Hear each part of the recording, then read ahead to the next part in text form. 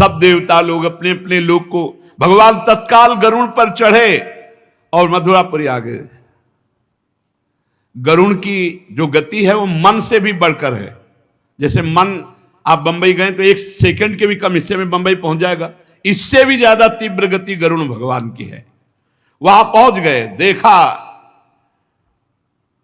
बिजली की तरह कांति है ध्रुव की चमकते हुए, अब परम पवित्र देदीप्यमान। इधर ध्रुव जी जो ध्यान कर रहे थे भगवान का, वो अंतर ध्यान हो गया, घबरा गए। जे भी नेत्र खोला तो जो अंदर ध्यान कर रहे थे बाहर भगवान विराजमान। ओ सामने खड़ा प्रभु को देखकर प्रेम अधीर हो गए। 6वें महीने में भगवत साक्षात्कार। जब भगवत मिलन की चाह लगती है तो नहीं खान पान ते भावे है, नहीं कोमल वसन सुहावे है, सब विषय लगे ते खारा है, हरि आशिक का मग न्यारा। हाय हाय मच जाता है।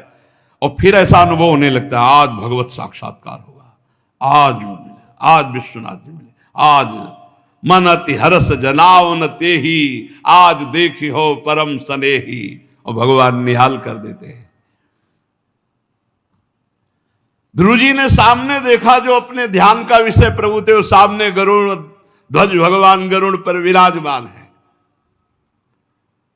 साष्टांग दंडवत भगवान के सामने ध्रुव जी प्रेम अधीर होकर लौट गए।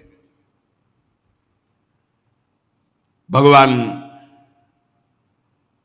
कूद पड़े गरुड़ जी से, जैसे मां अपने बालक का ऐसे ध्रुव जी को उठाकर भुजाओं से कस ले, मानो मां बरस रही ले, जैसे मुख से चूमना, नेत्रों से करुणा बरसाना, हृदय।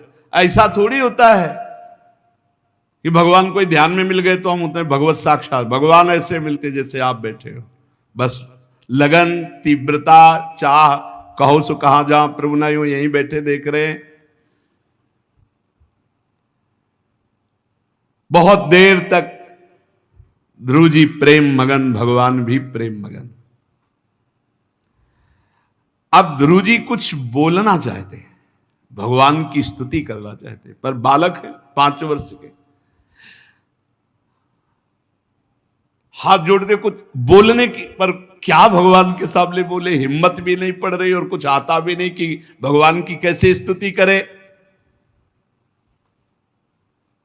भगवान ने ध्रुव जी की ये स्थिति देखकर 5 जन शंख को कपोल पे छुआ दिया। ध्रुव जी के जो ही छुआया तो तत्काल ब्रह्मबोध हो गया। इसमें लिखा है तत्काल अपने स्वरूप का बोध ध्रुव जी को हो गया, ब्रह्मबोध हो गया छुआते ही। ये बड़ी महिमा की बात है। दैवीम परिज्ञात परमात्मा निर्णय, आत्मबोध हो गया। मम दर्शन फल परम अनुपा, जीव पावलिज सहज, ब्रह्म के स्वरूप का बोध हो गया। और दिव्य वेद ध्रुव जी के मुख से निकलने लगे। ध्रुव जी ने भगवान की बड़ी दिव्य स्तुति की। भगवान गरुड़ पर विराजमान है। ध्रुव जी ऐसे देखकर आनंद मगन हो रहे, मानो नेत्रों से पी जाएंगे, बाहों से जकड़ लेंगे। भगवान भी कूद पड़े गरुड़ से, साष्टांग दंडवत ध्रुव जी भगवान के चरणों में। भगवान को देखकर कुछ बोलना चाहते, स्तुति करना चाहते, पर वो कुछ जानते नहीं कैसे स्तुति करे। सर्वांतर्यामी भगवान उनके मन की बात जानकर 5 जन शंख को कपोल से स्पर्श करा दिया। जो ही स्पर्श किया ब्रह्मबोध हो गया। भगवान का दर्शन तो प्रगट में हुआ ही, स्वरूप बोध हो गया। ब्रह्म के स्वरूप का बोध होते ही समस्त ज्ञान विज्ञान के हृदय में। ध्रुव जी भगवान की स्तुति करने लगे। योऽन्तः प्रविश्य मम वाचमिमां प्रसुप्तां संजीवयत्यखिल शक्तिधर स्वधाम्ना अन्याश्च हस्तचरण श्रवणत्वगादीन्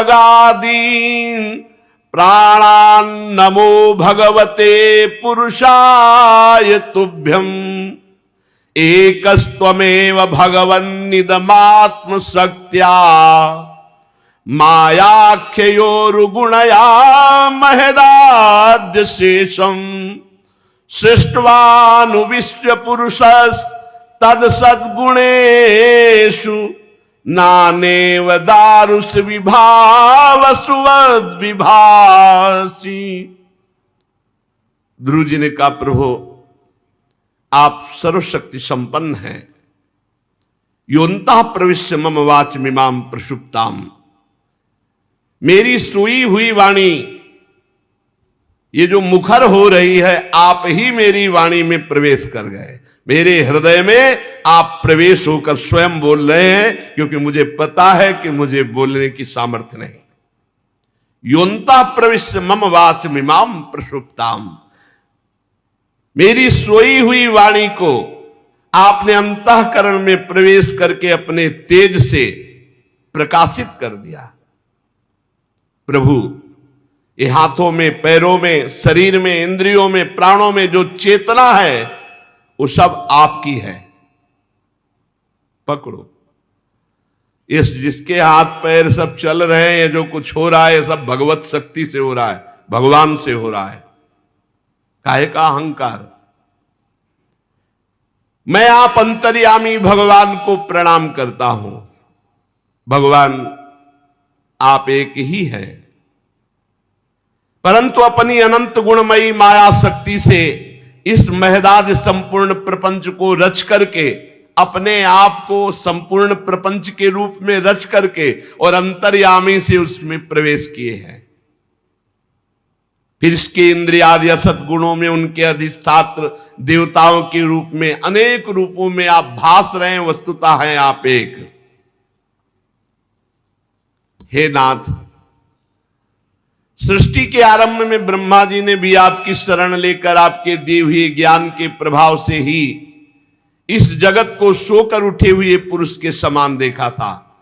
हे दीनबंधु, आपके चरण तल का मुक्त पुरुष भी आश्रय लेते हैं। कोई भी कृतज्ञ पुरुष आपके चरणों को कैसे भूल सकता है? प्रभु, ये शरीर मुर्दा है, इसमें चेतना आपकी ही है, नहीं है मुर्दा। समतुल्य शरीरों के द्वारा भोगे जाने वाला विषय, इंद्री, ये नरक में भी मिलता है, नारकी पुरुषों को भी। इसलिए नूनम विमुष्ट मतयस्तव माययाते ये त्वां भवाप्यय विमोक्षण मन्य हेतो अर्चन्ति कल्पकतरुं गुणपोपभोग्य मिच्छन्ति यत् स्पर्शजं निरयेऽपि नृणां। जो इस मानव देह को पाकर भजन न करके केवल भोगों में बिता रहा है, अरे ये भोग तो नारकी जीवों को भी मिल रहे हैं। विषय सुख के लय लालायित होकर भगवत प्राप्ति का लक्ष्य ना रखकर जो भोगों में लगा हुआ है, प्रभु बड़ी दुर्गति है। हे जन्म मरण के बंधन से छुड़ा देने वाले कल्पतरु स्वरूप प्रभु, साधना का केवल उद्देश्य भगवत प्राप्ति होना चाहिए, अन्य कोई उद्देश्य नहीं रखना चाहिए। नहीं उसकी बुद्धि आपकी माया के द्वारा ठगी जाएगी, केवल उद्देश्य भगवत प्राप्ति। हे नाथ, आपके चरण कमलों का ध्यान करने से, आपका नाम जपने से, आपके पावन चरित्र सुनने से जो सुख मिलता है, वो निजानंद स्वरूप ब्रह्म के अनुभव में भी नहीं मिल सकता। वो सुख जो आपके नाम जपने में, आपके लीला चरित्र गायन चिंतन में वो सुख और कहीं नहीं, क्योंकि बड़े बड़े ब्रह्मबोध संपन्न महापुरुष भी इसी सुख का रसास्वादन करते हैं, नाम जप करना और भगवत चरित्र गायन सुनना। प्रभु फिर जिन्हें काल की तलवार नष्ट कर देती है, ऐसे इस मृत्यु लोक के या स्वर्ग लोक के या अन्य लोकों के सुख, उनमें कैसे हम तुलना कर सके। नाम जापक, भगवत लीला गायन, भगवत चरित्र सुनने वाले को जो सुख मिलेगा वो किसी और को नहीं। भक्ति मुहुः प्रवहतां त्वयि मे प्रसंगो भूयादनंत महता ममलाशयानां एनांजुषोल्बणमुरुव्यसनं भवाब्धिं नेस्ते भवद्गुण कथामृतपानमत्तः तेना स्मरन्त्यतितरां प्रियमीशमर्त्यं ये चान्वदः सुत सुहृद गृह वित्त दारा ये त्वजनाभ भवदीय पदारविंद सौगंध्य लुब्ध हृदय सुकृत प्रसंगा। हे प्रभु, मेरा भी हृदय बहुत जल रहा है। ध्रुव जी ने कहा, मेरे से चूक हो गई। मैं जब चला था तो मेरे हृदय में था कि मैं सर्वोच्च पद प्राप्त करूंगा। इसका कारण हुआ कि बहुत समय तक हमने संतों का संग नहीं किया। इसलिए यदि आप हम पे प्रसन्न हैं तो अपने भक्तों का संग दीजिए, विशुद्ध हृदय महात्मा भक्तों का संग, जिनका केवल लक्ष्य भगवत प्रेम, भगवत चरणारविंद। भक्ति मुहुः प्रवहतां त्वयि मे प्रसंगो, विशुद्ध हृदय, केवल प्रभु का गुणगान, नाम जप, प्रभु का चिंतन, प्रभु का चिंतन, नाम जप, लीला गुणगान आहार है, उनका जीवन है। उनको कोई फल फूल से मतलब नहीं है। जिनकी आप में अविच्छिन्न भक्ति भाव है, उनके संग से आपके गुण, आपकी लीला कथा सुनने को मिलता है, उससे प्रेम प्रकट होता है। और मैं प्रेम उन्मत्त हो जाऊंगा उस लीला कथा सुन सुन करके। इस संसार समुद्र से पार होने के लिए बिल्कुल सहज उपाय नाम जप और सत्संग, खूब भगवत चर्चा सुनो। ध्रुव जी कह रहे हैं, मुझे आप अपने प्रेमी भक्तों का संग दीजिए।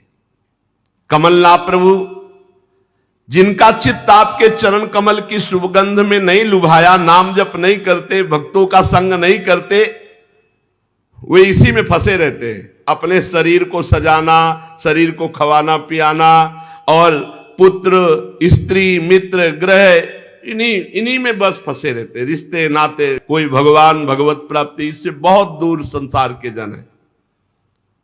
हे अजन्मा परमेश्वर,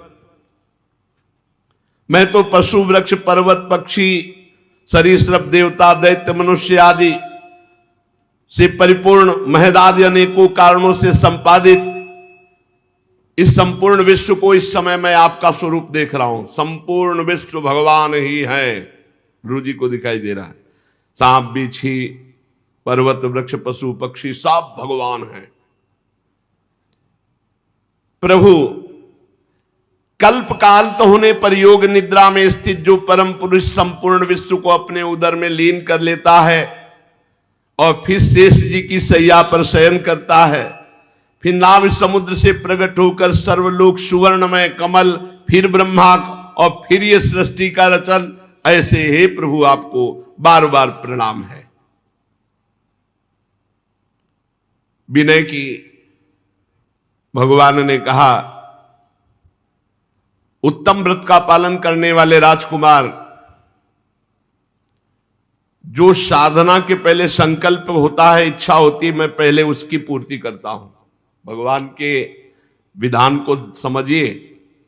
अगर कोई वासना लेकर इस और बकाया रह गई तो पहले वासना की पूर्ति होगी, ध्यान रखना। भगवत प्राप्ति तो है पर वासना की पूर्ति होगी। जब विभीषण जी गए तो बात दूसरी तब हुई जब पहले लंकाधिपति कह दिया, समुद्र का जल मंगाया पहले लंकेश कह के। यहां कह रहे राजकुमार, तुम्हारे हृदय का संकल्प था कि ऐसा पद प्राप्त करूं जो हमारे बाबा पर बाबा को भी न प्राप्त हो। बाप उत्तानपाद, बाबा मनु महाराज, पर बाबा ब्रह्मा जी, इसके आगे स्वयं भगवान है। तो आज मैं तुम्हें वो पद देता हूं, वो पद प्रदान करता हूं। यद्यपि उस पद का प्राप्त होना बहुत कठिन है, तेजोमय अविनाशी लोकों में आज तक किसी ने उस पद को नहीं प्राप्त किया। चारों ओर ग्रह नक्षत्र तारागण ज्योतिष चक्र सप्तऋषि ये सब परिक्रमा देंगे, सब लोकों का नाश हो जाने पर भी इस लोक का, ध्रुवलोक का नाश नहीं होगा। धर्म, अग्नि, कश्यप, शुक्र, नक्षत्र, सप्तऋषिगण ये सब परिक्रमा देंगे और तेरी वंदना करेंगे। बेटा ध्रुव, मैंने ऐसा तुम्हें परम पद दिया। और भूमंडल का जिस सिंहासन पर तुम बैठना चाहते थे पिता की गोद में, 36,000 वर्ष तक धर्म पूर्वक तू उसका राजा बनकर पृथ्वी का पालन करेगा। और 36,000 वर्ष तक तेरी इंद्रियों की शक्ति ज्यों की त्यों नवीन बनी रहेगी। और जिस भाई के लिए झिड़क दिया था, सुरुचि के पुत्र का नाम था उत्तम, वो उत्तम मारा जाएगा।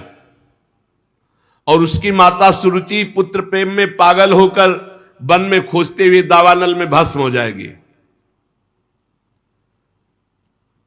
दुर्दशा तो परिणाम में हो ही जाती है अगर भक्त को कहीं भी किसी भी तरह से पुत्र भी मारा गया और वो भी पागल होकर के भस्म। भगवान पहले ही तू अनेक बड़ी बड़ी दक्षिणा वाले यज्ञों के द्वारा मेरा यजन करेगा, उत्तम उत्तम भोग लगा करके मेरा स्मरण करते हुए मगन रहेगा। और अंत में मेरे दिव्य विमान पर बैठकर सप्तऋषियों से भी ऊपर मेरे निज धाम में अटल पदवी पे बैठेगा। ये अटल पदवी। ध्रुव जी को ऐसा वरदान देकर भगवान अंतर्ध्यान हो गए। ध्रुव जी का मन बहुत दुखी हो गया। उन्होंने कहा कि भगवान का सानिध्य ना मानकर, भगवान की सेवा ना मांगकर ये क्या मांगा? अटल पदवी। विशेष प्रसन्नता नहीं हुई, ये दुर्लभ पद मांग लिया, भगवान की चरणों की उपासना का ये फल मांगा। अरे इनका सानिध्य मांग लेते, हर समय इनकी सेवा में रहते। अकृतार्थ जैसे पुरुष ऐसे खिन्न हो गए, प्रसन्न नहीं हुए ध्रुव जी। भगवत दर्शन हुआ और भगवत सेवा नहीं मांगी, मोक्ष नहीं मांगा, अटल पदवी मांग ली। कैसी बात। मैत्रेय जी कह रहे, चूंकि ध्रुव जी का हृदय अपनी सौतेली माता के बागबाणों से बिंद गया था, इसलिए उन्होंने मुक्तिदाता हरि का सानिध्य नहीं मांगा, सेवा नहीं मांगी, मोक्ष नहीं मांगा। अब उनको बड़ा पश्चाताप हो रहा कि बड़ा घाटे में रह गए। ध्रुव जी मन ही मन कहने लगे कि बड़े बड़े नैष्ठिक ब्रह्मचारी भी जिनके भगवान के दर्शन के लिए बहुत तपस्या करते रहते, ध्यान में नहीं आते, उनको 6 महीने में मैंने पाया, लेकिन मेरी वासना थी कि मैं अटल पदवी प्राप्त करूं, इस वासना ने मुझे भगवान से दूर कर दिया। अहो मैं कितना मूर्ख हूं, संसार पास को काटने वाले प्रभु पद्मों का प्रेम नहीं मांगा, क्या मांग लिया। हमें लगता है कि देवता हमारी भगवत प्राप्ति रूपी उच्च स्थिति को सहन नहीं कर सके, इसलिए मेरी बुद्धि को नष्ट कर दिया, तभी तो मैंने अटल पदवी मांगी, भगवान की सेवा नहीं मांगी, भगवान का सानिध्य नहीं मांगा। बिल्कुल ठीक बात है। मैं बड़ा भाग्यहीन हूं, ध्रुव जी कह रहे हैं। जिन भगवान को प्रसन्न करना अत्यंत कठिन है, उन्हीं विश्वात्मा श्री हरि को मैंने प्रसन्न किया, लेकिन मांगा तो क्या? ठगा गया। मैं पुण्यहीन हूं। जैसे कोई कंगला चक्रवर्ती सम्राट से भूसी सहित चावल की कनी मांग ले, ऐसे ही मैंने भगवान से अटल पदवी मांग ली। आत्मानंद प्रदान करने वाले भगवान को नहीं मांगा कि प्रभु मुझे आप चाहिए। ये अब पश्चाताप हो रहा। इसलिए उन्होंने कहा मुझे अपने प्रेमी जनों का संग दीजिए, जिससे हमें प्रेम प्राप्त हो। भगवान से अगर मांगना है तो सिर्फ भगवान मांगो। ध्रुव जी को अटल पदवी प्राप्त होने पर भी भगवान से मांगना है, तो भगवान मांगने का मतलब आपका चिंतन बने, आपका नाम जप करूं, आपकी लीला कथा हो, आपके साथ रहूं। हमें वो कुछ नहीं चाहिए, कोई पदवी नहीं। यत्र यत्र मम जन्म कर्म भी नारके परमे पदे अथवा राधिका रत निकुंज मंडली तत्र तत्र हृदय में विराजता। ये चतुरता है मांगने की।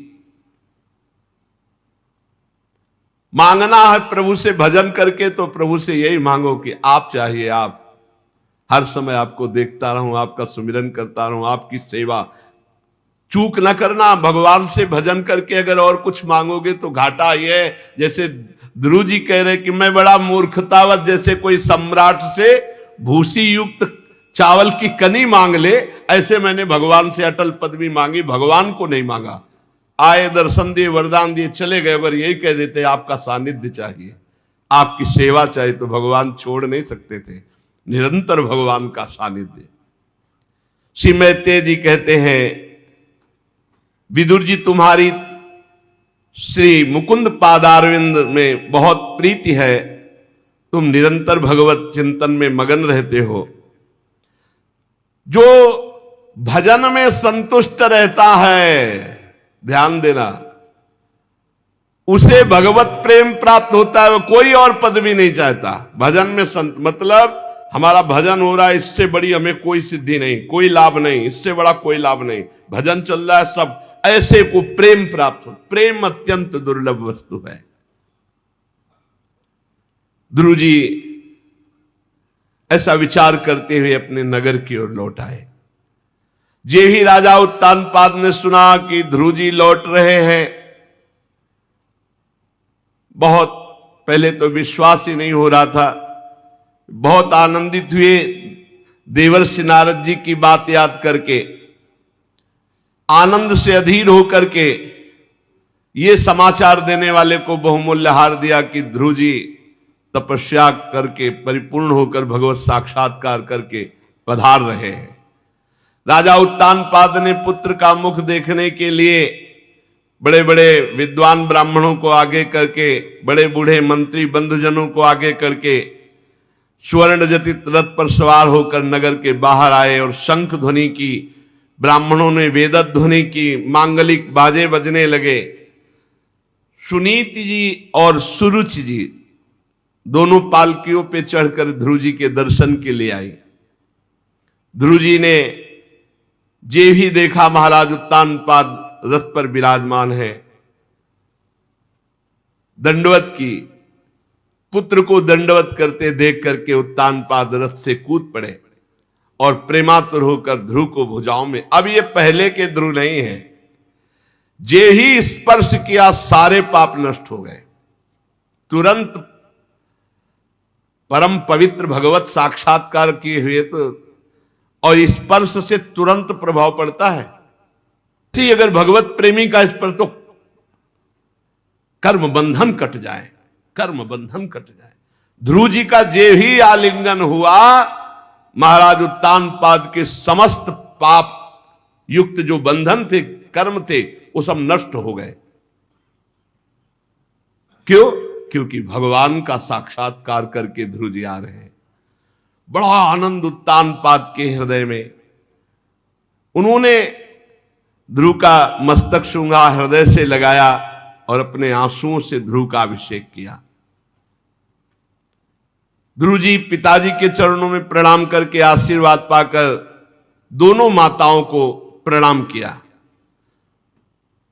सबसे पहले छोटी माता सुरुचि को प्रणाम किया।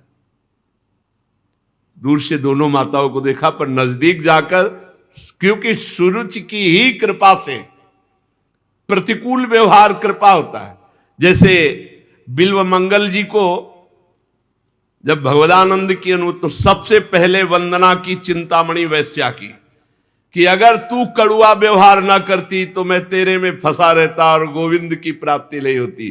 तूने कड़ुआ व्यवहार करके धन्य कर दिया, मुझे भगवत प्राप्ति करा दी।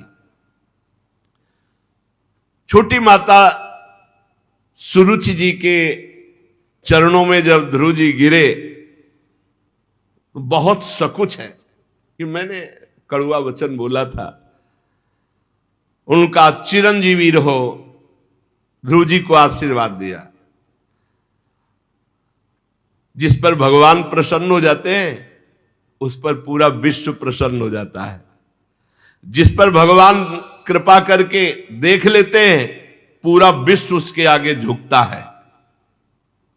तस्मै नमन्ति भूतानि निम्न माप इव स्वयं यस्य प्रसन्नो भगवान। जिसके ऊपर भगवान प्रसन्न है पूरा विश्व नमन करता है उसको, पूरा विश्व प्यार करता है उसे। उत्तम भाई से भी ध्रुव जी मिले। फिर ध्रुव जी की माता सुनीति ने अपने प्राण प्यारे पुत्र को गले लगाकर बहुत आनंद अश्रु बहाए।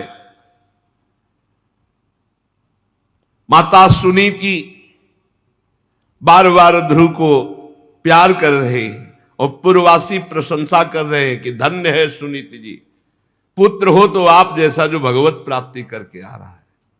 जननी तो वही है जो भगवान का प्रेमी महापुरुष प्रकट करे।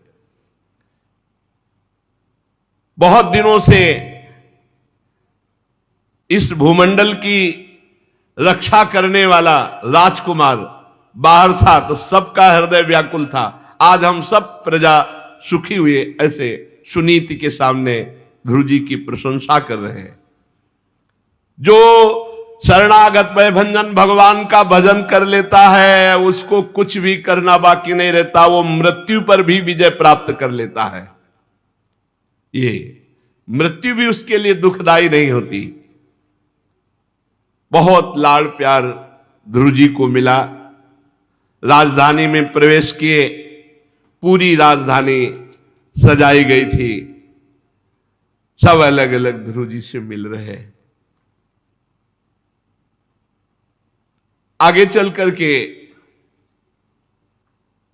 देवर्षि नारद जी आकर के उनको उत्तानपाद जी से, अब तुम्हारा सौभाग्य है, एकांत में तुम भगवान का भजन करो, राज्य सेवा ध्रुव जी को। आगे प्रसंग में आएगा, एक यक्ष के द्वारा राजकुमार उत्तम मारे जाते हैं। ध्रुव जी उन यक्षों को दंड देने के लिए युद्ध करते हैं। ये सब बाह्य लीलाएं, पर हर समय ध्रुव जी के मानस पटल पर वही गरुड़ध्वज, गरुड़ पर विराजमान भगवान और वही उनकी मधुर स्मृति मानव जीवन का परम लक्ष्य है। अपने कर्तव्य का पालन करते हुए भगवद आश्रित होकर निरंतर नाम जप करो और अहंकार को मिटा दो। ये अहंकार सब चौपट कर देता है, परमार्थ स्वार्थ सब बिगाड़ देता है। अहंकार को जितना जो दबा पाया उतना ही महान साधु, चाहे गृहस्थ हो चाहे विरक्त हो, अहंकार को दबाओ। ये अहंकार साधु संग से, नाम जप से, भगवत दासता से ये शांत हो जाता है। ये संस्कृति का जन्म मरण चक्र का यही मूल है, अहंकार। ये खूब नाम जप करो, भगवत दासता से युक्त रहो और संत संग मिले तो अत्यंत सौभाग्य मानकर उनकी बात को सुनो, उसको समझो, अपने आचरण में उतारो।